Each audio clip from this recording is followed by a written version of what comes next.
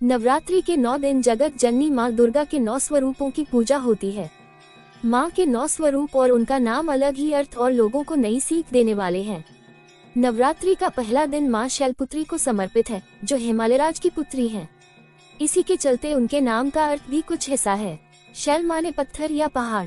पहले दिन शैलपुत्री की पूजा का महत्व भी है। मान्यता है कि देवी के इस स्वरूप की पूजा इसलिए की जाती है ताकि लोगों के जीवन में शैलपुत्री की नाम की तरह ही स्थिरता बनी रहे, वो अपने लक्ष्य को पाने के लिए जीवन में अडिग रहे। नवरात्रि के पहले दिन कलश स्थापना के बाद मां शैलपुत्री की पूजा का विधान है। कलश स्थापना के बाद दुर्गा सप्तशती का पाठ किया जाता है। मान्यतानुसार कलश को भगवान गणेश का स्वरूप माना गया है।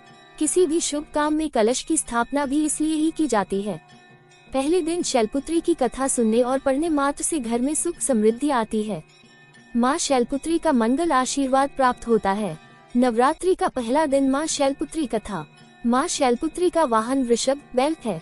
ऐसा कथा प्रचलित है कि एक बार प्रजापति दक्ष, जो सती के पिता थे, उन्होंने यज्ञ के दौरान भगवान शिव और सती को छोड़कर सभी देवताओं को आमंत्रित किया, लेकिन सती बिना बुलाए ही यज्ञ में जाने को तैयार हो गई। अब भगवान शिव ने उन्हें समझाया कि ऐसे बिना बुलाए जाना उचित नहीं है।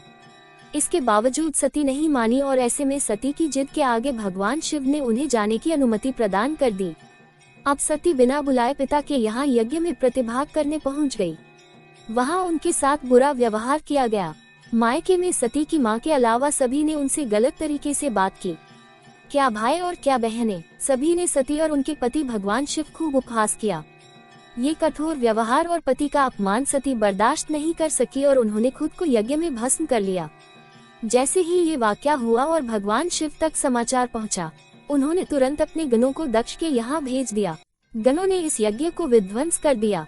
अगले जन्म सती ने हिमालय की पुत्री के रूप में जन्म लिया। इस तरह उनका नाम शैलपुत्री पड़ा। माँ शैलपुत्री का प्रिय रंग सफेद।